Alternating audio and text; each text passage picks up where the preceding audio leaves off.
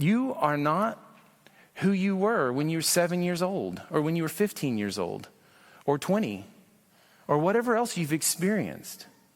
I think those things have a way of shaping our lives, shaping our experiences. I mean, you learn from those things. You say, okay, I can never trust anyone. So see, you learn things from those things. No one laughed. That hit way too close to home, I guess. I was just kidding.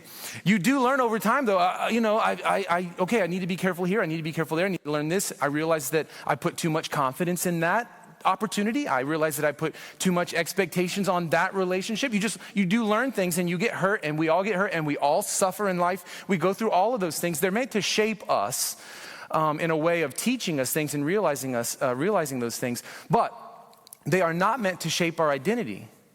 In other words, they are not meant to define us. You're not defined or limited by all the things that have happened to you. There is a verse in the Bible that says, now that you have come to know Christ, you are a new what? Creation.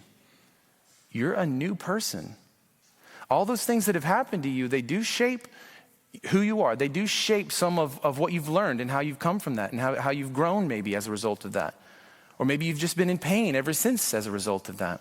But when we come to Christ, there is almost like what happens here at Gilgal, a rolling away of the shame, a rolling back of the bondage that has held us in captivity for far too long. And we are free from that because of what Christ has done for us. So now when I tell you about Galatians chapter 3, and that because of Jesus, we now enter into all the promises that God has made to God's people. We are grafted into that and enjoying the benefits that come to God's people because of Jesus Christ. Now it makes more sense. Now what I'm realizing is that, I need to move myself over into, transfer into a new narrative, a new way of thinking about God and relating to God, and a new way of thinking about myself and relating to others on the basis of that.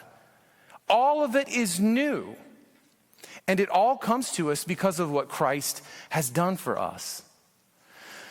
I think I've preached on shame quite a few times. I mention it, I don't know, once every 6 weeks, every 8 weeks. It's not like a thing, but I think it's important for us to realize that Jesus Christ has done everything necessary for us to roll back the shame of how we feel about ourselves and everything that we've been through.